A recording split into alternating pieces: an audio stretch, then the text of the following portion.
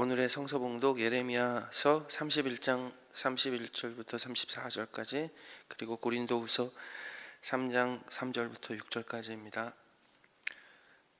그때가 오면 내가 이스라엘 가문과 유다 가문에 새 언약을 세우겠다. 나 주의 말이다. 이것은 내가 그들의 조상의 손을 붙잡고 이집트 땅에서 데리고 나오던 때에 세운 언약과는 다른 것이다. 내가 그들의 남편이 되었어도 그들은 나의 언약을 깨트려 버렸다. 나 주의 말이다.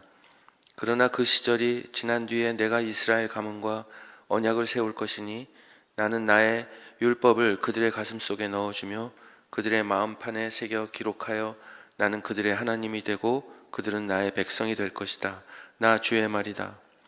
그때에는 이웃이나 동포끼리 서로 너는 주님을 알아라 하지 않을 것이니 이것은 작은 사람으로부터 큰 사람에 이르기까지 그들이 모두 나를 알 것이기 때문이다.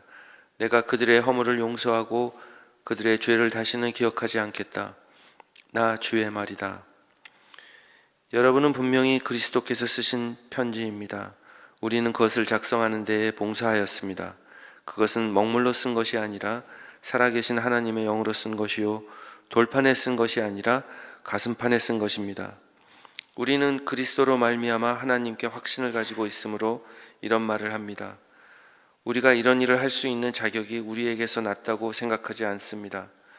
우리의 자격은 하나님에게서 납니다.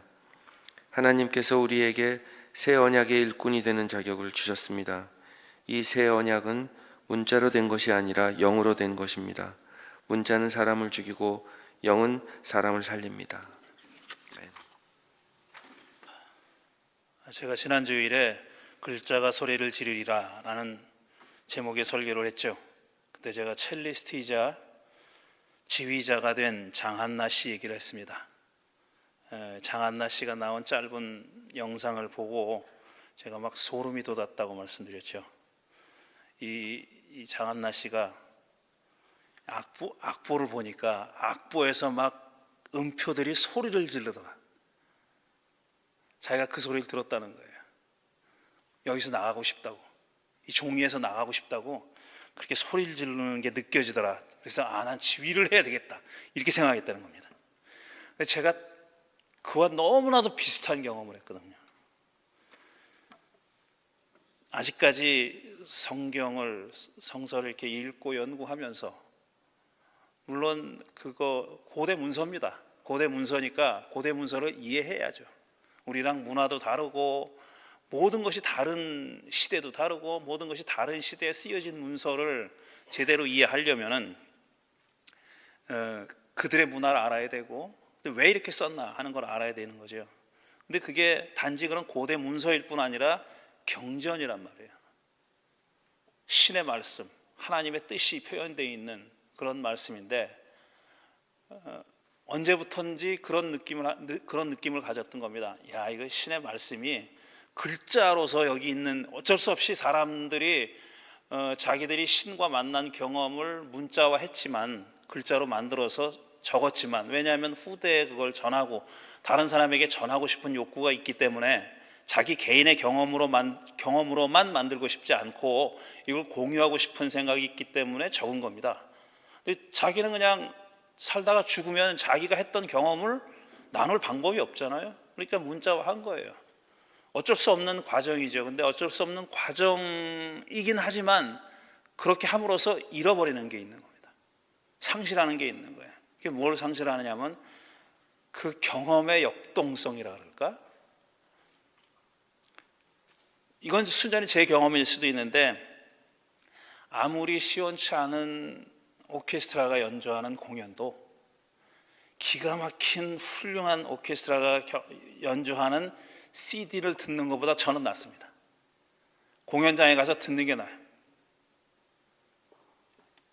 그건 CD로 듣는 것과는 전혀 다른 감흥이 있어요. 그런 겁니다. 근데 CD에 담으면 뭔가 없어지는 겁니다. 소리는 나지만 뭔가 없어지는 게, 그런 똑같은 과정이라는 거죠. 그러니까 퍼포먼스라는 게 우리말로 뭐라고 번역해야 될지 모르겠는데, 퍼포먼스에는 이게 다이나믹이 있는 거예요. 역동성이 있는 거예요. 그 자리에 같이 경험할 때, 내가 연주하는 건 아니지만 그 자리에 같이 있을 때 느끼는 그런 그 CD를 들어서는 느낄 수 없는 그런 감흥이 있는 거죠. 그럴 거다라는 생각 오래전에 해왔는데 어느 순간에 이게 성경이라는 것이 이렇게 글자로 우리에게 전해졌지만 여기서 날 빼줘, 꺼내줘 하는 게 있다 하는 것을 느낀 겁니다. 그러니까 제가 이게 순전히 100% 스칼라가 될 수는 없는 사람이에요. 학자가 될 수는 없는 사람이에요. 그거를 글로 쓸 수는 없는 거거든요. 논문에 그런 걸 쓸 수는 없는 거거든요. 그러니까 그거는 아니로구나 하는 생각을 저도 하고 있는 거죠. 문자라는 것은 다른 동물들도 다 언어가 있죠. 모든 동물들도 다 언어가 있는데 문자를 만든 동물은 우리 인간뿐입니다. 그래서 문자를 만들었기 때문에 문명이라는 것이 생겼어요. 우리 사람들이 후대에 계속 자기들의 경험을 전달하는 수단을 만든 거죠. 물론 유전자에 새겨지는 것도 있지만 글자로 만들고 어떤 조형물로 만들어 가지고 후대 사람들이 그걸 보고 그걸 만든 사람들이 경험했던 것과 유사한 경험을 할 수 있게 만든 거죠. 그렇지만 유사할 뿐이지 똑같은 경험은 안 되는 거예요. 그걸 직접 경험한 사람들의 그 역동성, 다이내믹은 경험을 못 하는 거죠. 그건 어쩔 수 없는 과정이죠.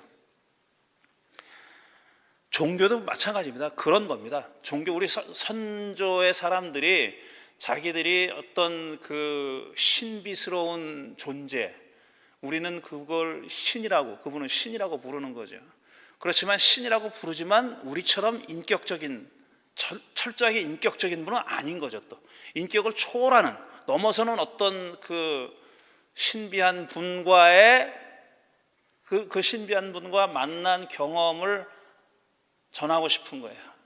근데 그 수단이 글자밖에 없어요. 물론 글자만 있는 건 아니고 다른 수단들도 있지만 주로 글자죠. 그게 경전입니다. 각 종교의 경전이에요.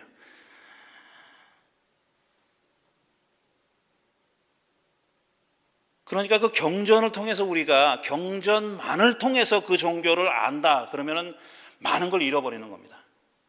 경전만을 통해서 그 종교를 알 수 있다 이렇게 얘기하면 안 되는 거예요. 그래서 소위 신무신론자들, 리차드 하킨스 같은 사람, 신무신론자들이 하는 말이 절반의 진실일 수밖에 없는 것이, 그들은 성경에 쓰여 있는 말이, 그 다음에 쿠란이나 이런 경전에 쓰여 있는 말이 얼마나 터무니없냐 가지고 싸우는 거예요. 이게 얼마나 말도 안 되는 비합리적이고 비상식적이고 비과학적인 얘기들이냐 가지고 싸우는 겁니다. 그러니까 종교는 엉터리다 이렇게 얘기하는 거예요. 근데 경전에 적힌 내용들은 수천 년 전에 거니까 당연히 그럴 수밖에 없는 거예요. 근데 그 종교가 그리스도교나 유대교나 아니면 이슬람이 그 경전에 기록된 것이 전부 다가 아니거든요. 그래서 현대로 들어오면서 이제 물론 기독교 신학자고 종교학자들이지만 슐라이르바흐라는 사람이 한 유명한 말이 있습니다. 종교의 핵심은 뭐냐? 종교가 뭐냐 하면은 종교는 절대 의존의 감정이다 그랬어요. 이 슐라이르바흐는 그러니까 종교라는 거죠. 이 사람이 얘기하는 종교는 대부분 기독교입니다. 유럽 사람이니까요. 이 기독교의 정수는 뭐냐 하면은 경전이 진리를 담고 있다. 경전이 전하는 진리가 절대 진리다. 이런 주장이 아니라는 거예요. 그런 게 아니고 내가 뭘 믿느냐? 신조. 나는 이걸 믿습니다. 저걸 믿습니다. 신앙 고백문. 이게 종교가 아니라는 거예요. 이 사람의 얘기는 뭐냐면 이건 경험이고 감정이라는 겁니다. 특히 자기가 절대적으로 의존하고 있는 절대 의지의, 절대 의존의 감정. 그게 기본적으로 종교는 그런 거다라고 얘기했습니다. 근데 여기서 이제 20세기 들어와선 폴 틸히라는 사람이 또 기가 막힌 말을 했습니다. 이 사람은 종교가 뭐냐? 이 사람은 신학자예요. 유럽에서 이제 2차 대전 중에 미국으로 피신 온 사람입니다. 그래서 미국에서 계속 가르치다가 은퇴하고 죽은 사람인데, 이 폴 틸히라는 사람은 종교가 뭐냐 그러면 궁극적인 관심, 이게 종교다 그랬어요. 절대적인 궁극적인 관심사가 많잖아요. 그 많은데 그 가장 밑바닥에 있는 가장 기본적인 관심이 우리 인간이 갖고 있는 가장 근본적인 관심이 종교라는 겁니다. 그게 그러니까 뭐 기독교가 될 수도 있고 유대교가 될 수도 있고 불교가 될 수도 있고 아니면은 이름 붙일 수 없는 다른 각자 개인이 가지고 있는 궁극적 관심, 그게 바로 종교다 이렇게 얘기한 겁니다. 다 이 사람들 얘기하는 건 뭐냐면은 어떤 신조에 대한 동의 여부, 난 이걸 믿어 저걸 믿어, 넌 잘못 믿었어, 이런 거 있잖아요. 그런 게 종교의 근본이 아니라는 거예요. 근본적으로 경험이고 감정이다. 감정이란 말이 좀 너무 제한적이니까 경험이라는 겁니다. 종교가. 오늘 읽은 예레미야 31장은 기독교인들이 되게 좋아하는 말씀이에요. 기독교인이 아니라 기독교 학자들이. 왜냐하면 이게 신약 성경이라고 하는, 신약이라는 말, 신약이 뉴 테스타먼트잖아요. 새로운 언약입니다. 새로운 약속이라는 말이 여기 나오잖아요. 야훼는 예레미야를 통해서 이스라엘과 유다 가문에 새 언약을 세우겠다 그랬어요. 새 언약. 그때가 오면 내가 이스라엘 가문과 유다 가문에 새 언약을 세우겠다. 이게 뉴 테스타먼트거든요. 그러니까 이건 신약을 얘기한 거다. 좀 뛰어넘는 거죠. 너무 나가는 거지만 예레미야가 신약 성경을 생각하고 이 얘기를 한 건 아니니까 그들이 오랫동안 소중하게 간직해 왔던 언약을, 하나님과의 약속, 언약, 이거는 낡았다라고 얘기한 겁니다. 예레미야가. 그 언약의 가장 핵심 뭐냐? 토라예요. 가르침. 하나님의 계명, 토라. 모세를 통해서 이스라엘 백성에게 주어서 그걸 돌판에 새긴 건 10계명밖에 없지만 어쨌든 문자화한 그 언약, 그거는 이제 낡았다라고 얘기하는 거예요. 그 대신 내가 새 언약을 세울 텐데 그 언약은 어디다 새겨줄 거냐면 너희들 가슴팍에 세워주겠다 그랬어요.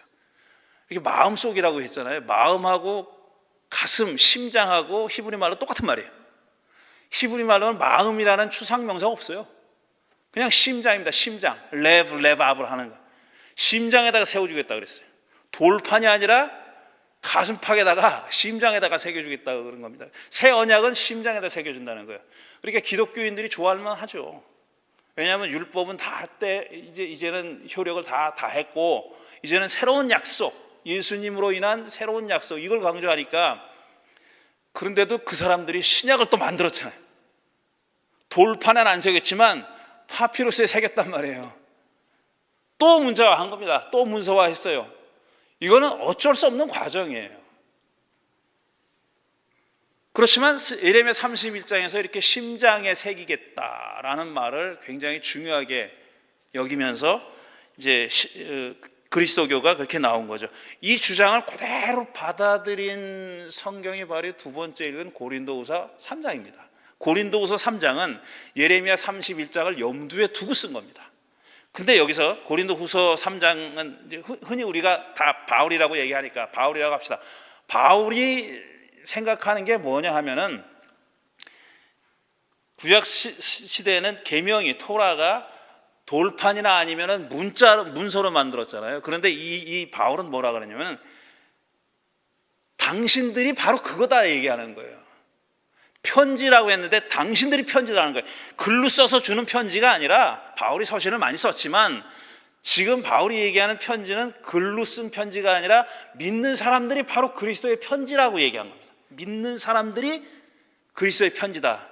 그거는 철피를 갈아가지고 잉크를 찍어가지고 쓴 편지가 아니라 영으로 쓴 편지라는 거예요. 영으로. 영이라는 펜과 잉크로 우리 믿는 사람들에게 새겨준 편지라고 하는 겁니다.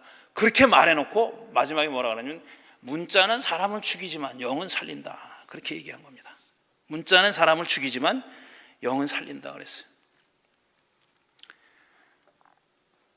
제가 오래전에 읽은 책이 있는데 종교가 사학계실 때라는 책이 있어요. 찰스 킴볼이라는 사람이 쓴 책입니다. 표지를 좀 올려주십시오. 예, 우리말 번역인데 영어 원문은 빨간 표지예요. 종교가 사악해질 때라는 그런 책입니다. 그야말로 영어로 그대로 번역하는데 When religion becomes evil.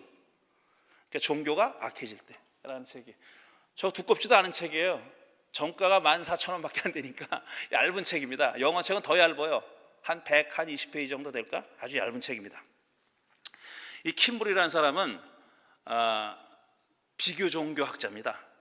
비교 종교학자인데 이 양반이 자기가 이렇게 종교학자로서 종교를 믿고 있는 사람을 관찰한 거예요. 제3자의 입장에서 종교를 관찰하면서 종교가 이럴 때는 사악해지는구나 라고 관찰했어요. 그때 주로 이제 그리스도교를 관찰했는데 사실 유대교나 이슬람도 비슷한 성격을 가지고 있는 그렇다고 본 겁니다. 이 사람 얘기가 언제 종교가 사악해지느냐 5가지를 얘기합니다. 참 이렇게 딱 떨어지게 5가지 이렇게 얘기를 써야 책이 잘 팔리는데 너저분하게 늘어놓으면 안 돼. 이렇게 써야 돼. 이렇게 써야 되는데 제가 이걸 잘 못하잖아요. 그러니까 책이 허접해지는데 자, 언제 종교가 사악해진다고 얘기했냐면은 첫 번째 든 게 뭐냐면은 자기만 옳다고 절대 진리를 주장할 때. 저는 이게 다라고 생각해요. 4개를 더 얘기합니다. 나중에 4개를 더 얘기하는데 이걸로 다 설명된다고 생각해요. 근데 사람들은 다 어떻게 생각하냐면 종교는 절대 진리를 추구하는 거다. 절대자를 추구하는 거다. 이렇게 얘기하잖아요. 절대 진리를 추구하는 거. 그게 종교입니다. 그래서 틸리에도 궁극적 관심이라서 ultimate concern, 궁극적인 관심이 바로 종교라고 얘기했습니다. 궁극 혹은 절대를 추구하는 게 종교예요. 근데 이 사람은 뭐라고 했냐면 그걸 자기만 가지고 있다고 주장할 때 사악해진다는 거예요. 그러니까 절대를 추구하는 건 문제가 아니에요. 절대를 추구하는 거는 잘못이 아닙니다. 종교는 마땅히 그렇게 해야 돼요. 그게 종교예요. 그런데 많은 경우에 종교인들이 자기의 상대성을 인정하지 않는 거예요. 자기가 그걸 추구한다고 해서 가졌다는 얘기는 아닙니다. 내가 그걸 추구하지만 내가 그걸 이미 얻었다고 얘기하는 게 아니에요. 바울도 그랬잖아요. 그래서 내가 이미 얻었다고 얘기하는 건 아니다. 나는 그냥 그 십자가만 바라보고 달려갈 뿐이다 그랬어요. 자기가 얻었다고 얘기하지 않습니다. 바울 같은 사람도 그렇게 얘기했어요. 근데 많은 경우에 내가 어떤 종교에 심취하게 되면은 어떤 절대적인 진리를 가졌다, 나는 알고 있다, 거기에 참여하고 있다, 이딴 식으로 생각하는 거예요. 이게 문제라는 겁니다. 이 킴볼의 주장은 2번째, 3번째 계속 나오는데 다 1번에서 다 해결됩니다. 1번이 가장 큰 문제예요. 2번째 뭐라 그랬냐면 맹목적인 순종을 강요하는 종교는 사악해진다. 이렇게 얘기했어요. 3번째는 뭐라 그랬냐면 이상적인 시간을 정해놓고 이렇게 예수님의 재림, 메시아의 도래 이런 거 정해놓고 그때까지 우리는 뭐 이래야 된다 저래야 된다 이렇게 하는 거 이거 잘못이다라고 얘기하는 겁니다. 그 다음에 4번째로는 뭐를 얘기했냐면 목적이 수단을 정당화할 때 이건 뭐 종교뿐 아니라 다른 우리 삶에서도 마찬가지 아니에요. 목적이 수단을 정당화할 때 나쁘다. 그 다음 마지막으로 신의 이름으로 전쟁할 때 나쁘다 그랬어요. 나머지는 다 상식적인 거예요. 1번이 문제입니다. 1번이. 절대적인 진리를 자기가 갖고 있다고 착각하는 거. 그게 종교가 사악해질 때라는 겁니다. 근데 이 킴볼은 그 제3자의 입장에서 종교를 바라보고 비교 종교학자니까 그 종교가 하는 행태, 가르침이나 행태를 보고 이렇게 비판한 겁니다. 이럴 때 되면 종교가 사악해지는구나. 근데 이 정반대로 어떤 한 종교에 깊숙이 파고 들어가서 그거를 열심히 추구했던 사람이 경험한 게 또 있어요. 이 사람은 딱 이 문 밖에서 바라본 거고 킴볼은 자기가 거기에 완전히 그냥 푹 빠져가지고 뭐라 그랬나 전부를 바쳤던 사람, 바치면서 경험했던 것을 쓴 사람이 있습니다. 아주 유명한 캐런 암스트롱이라는 사람이죠. 우리 독서 모임에도 그 양반 책을 몇 권 읽었어요. 신의 역사 같은 거 읽었잖아요. 캐런 암스트롱은 원래 이 사람은 종교학자가 아니에요. 신학자도 아니고 종교학자도 아니고 학위가 없습니다. 이 사람 원래 영문학을 공부했는데 학위를 못 받았어요. 근데 그 전에 이 암스트롱은 수녀가 되려고 수도원에 들어갔어요. 수도원에 들어가서 생활하다가 자기가 안 맞는다고 뛰쳐나온 사람이에요. 뛰쳐나와가지고 이제 수도원에 있을 때부터 그 학위 공부를 했습니다. 하다가 이제 수녀원에서 나왔고 그 학위 논문을 썼는데 교수가 퇴짜를 놓은 거예요. 나 이거 학위 못 준다. 그래가지고 퇴짜를 놓고 그 다음부터 이제 종교를 자기가 독학을 한 겁니다. 독학을 해가지고 그 어느 종교학자보다 더 많은 좋은 책을 썼고 전 세계적으로 유명한 강사가 됐어요. 캐런 암스트롱이. 근데 이 양반이 자기가 그러니까 수도원에 들어갔을 때부터 그 이전부터 수도원에 들어가서 생활하다가 그 다음에 신의 역사라는 책을 썼을 때까지 그 기간 동안에 자기 경험을 실존적인 경험을 쓴 책이 바로 마음의 진보라는 책입니다. 저거는 500 한 몇십 페이지 되는 책이에요. 번역으로.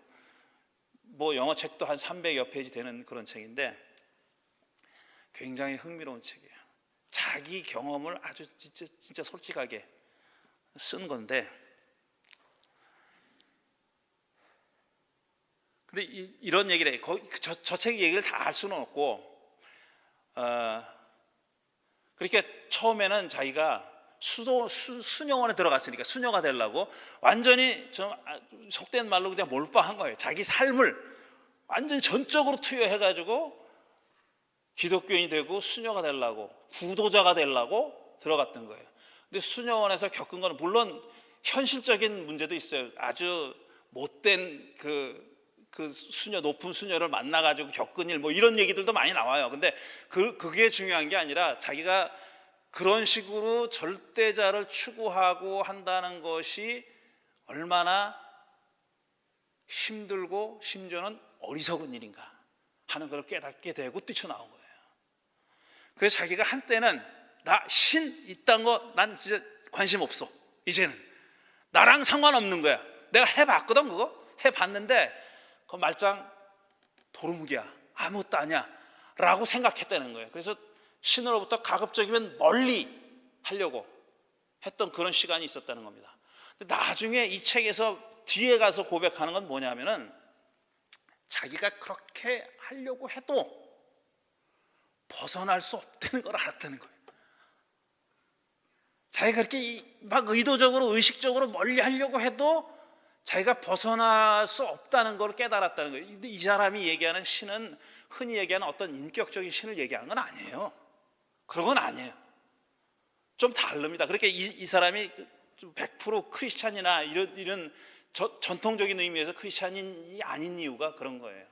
근데 이 사람은 누구나 어느 누구보다도 종교적인 사람이고 영적인 사람입니다. 자기가 벗어날 수 없다는 것을 알았다는 거예요. 이거는 그냥 신이라는 거는 이게 제 표현인데 암스트롱이 쓴 게 아니라 신이라는 것은 그냥 공기 같은 거더라 이거예요. 내가 뭐 어디 가도 늘 거기 있는 분, 내가 없다고 암만 해봐야 거기 있는 분이고, 이 사람 경험입니다. 이거는 이 사람 경험이에요. 이 사람이 그 마음의 진보에서 결론 내리고 있는 게 뭐냐? 종교라는 것이 의미가 있는 것은 뭐냐면 종교를 통해서 사람이 공감 능력을 갖거나 키우게 될 때 그 종교나 아니면 신학은 정말 의미 있는 거다. 이렇게 얘기를 합니다. 이 사람 얘기는. 종교 때문에, 그러니까 신을 알고 나서부터 내가 더 따뜻해지고 마음이 넓어져서 사랑을 베푸는 행동을 하게 되었다면, 그 종교와 신학이 사람을 이렇게 변화시켰다면 그것은 좋은 신학이고 훌륭한 종교고 자기도 그렇게 경험했다는 겁니다. 자기 경험이 바로 그거였다는 거예요. 어떤 이론도 아니고 어떤 신조에 대한 동의도 아니고 경전이 가르치는 것을 그대로 행하려는 것도 아니고, 이 사람 얘기는 자기가 그렇게 벗어나려고 해본 적도 있고 추구해 본 적도 있고, 또 나중에는 아예 공기와 같은 거로구나, 내가 벗어날 수 없는 거로구나 하는 그런 깨달음에도 도달했고, 그것이 왔다 갔다 했다는 거예요. 왔다 갔다 하면서 자기가 생겨났다는 것을 알게 된 게 바로 공감이라는 거예요. 자기 안에 이게 있고, 공감이라는 것이 있고, 그 공감을 종교가 살려줬다는 것을 깨닫게 됐다는 거예요. 그래서 자기는 종교를 비난하거나 비판하는 사람들이 이런 점을 좀 생각해야 되지 않느냐 하는 겁니다. 여러분 다 오랫동안 교회 생활하고 있는데, 저도 마찬가지고 사람들이 그 종교에 대해서 관심 갖는 단계가 거의 비슷합니다. 처음에는 별로 관심이 없어요. 종교라는 것에 대해서 별로 관심이 없어요. 그러다가 누군가의 소개로 아니면은 자기가 어떤 의문이 들어서 어떤 종교에 입문을 합니다. 대부분은 남의 소개로 하는 거죠. 야, 교회 가보자, 교회 가보자, 뭐 이런 거, 절에 가보자, 이렇게 해서 가잖아요. 그럼 다니게 돼요. 다니게 되면 처음에는 이제 뭐를 느끼냐면, 이 규율이 있거든요. 이 규율을 따르고 거기에 맞는 삶을 살게 되는 것이 종교라는 생각을 하게 돼요. 그리고 그게 나쁘지 않아요. 왜냐하면 그전에는 그런 규율이 없었거든. 근데 그 규율이 나쁜 것이 아니란 말이에요. 그러니까 그 규율대로 따라서 사는 것, 계명을 지키며 사는 것, 그게 좋은 거라고 생각합니다. 근데 시간이 좀 지나면은 종교가 그게 아니라는 생각이 오고, 그 다음에 또 회의가 와요. 이거 뭐 하라나? 이런 회의가 옵니다. 그게 사람들이 소위 말해서 종교의 위기를, 신앙의 위기를 느끼는 때예요. 이거 대부분의 사람들이 다 이런 절차를 겪습니다. 그리고 거기서 떨어져 나가서 더 이상 종교를 쳐다보지 않게 되는 사람들이 있는 거죠. 캐런 암스트롱도 그런 시기를 겪었던 겁니다. 그래서 신에 대해서는 더 이상 생각도 하지 말자, 이제는. 이런 시기가 있었던 거예요. 그러다가 그 시기가 지나가면, 암스트롱의 경우에는 그런 어떤 계율이나 계명이나 그런 것과 무관하게 어떤 그 신이라고 우리가 이름 붙인 신비에 이게 접하게 되는, 거기에 연결되는 어떤 그런 경험을 하게 되는 거죠. 그때 종교는 다른 성격이 되는 거예요. 그거 오강남 교수는 심층 종교라고 얘기했어요. 표층 종교가 아니라 심층 종교. 이렇게 기독교는 표층 종교고 불교는 심층 종교다, 이런 게 아닙니다. 기독교 안에 표층 종교와 심층 종교가 다 있는 거예요. 어떤 기독교인은 표층 기독교인이고 어떤 기독교인은 심층 기독교인이 되는 거예요. 이런 절차를 다 과정을 거쳐가지고 이제는 상당히 자유롭게 된 사람. 그러니까 어떤 계율을 지켜야겠다라는 뭐 어떤 숙제나 과제나 뭐 의무 같은 것이 아닌데도, 그런 게 아닌데도 뭐 어떤 얘기를 공감하게 되고, 무슨 특별한 내가 뭘 할 수 있을까라는 생각을 하게 되고, 뭘 해야 되겠다 이런 거 말고, 그런 의무감이 아니라 내가 뭘 할 수 있는 게 있지 않을까라는 생각이 들고, 이런 거죠. 그런 거죠. 이거를 바울은 고린도후서 3장에서 문자는 살리고 문자는 죽이는데 영은 살린다고 얘기한 거예요. 문자는 죽인다고 얘기했지만 문자가 필요합니다, 우리에게. 종교에는 그런 측면이 분명히 있습니다. 우리가 그렇게 성경을 읽고 연구하고 할 필요가 있어요. 근데 다시 말씀드리지만 그 글자들은 빠져나오고 싶은 거예요. 그걸 끄집어내는 사람들이 바로 사람을 살리는 영이다. 그것을 좀 맛봤으면 좋겠다 하는 거예요. 그걸 맛봤으면 좋겠다. 어디서 보니까 이런, 제가 읽은 책이 아니니까 이거 인용입니다. 컴퓨터에 이제 하이퍼텍스트, 가상공간이라는 걸 처음 생각해내고 발명해낸 사람이 테드 넬슨이라는 사람이래요. 저 이름도 처음 들어본 사람이에요.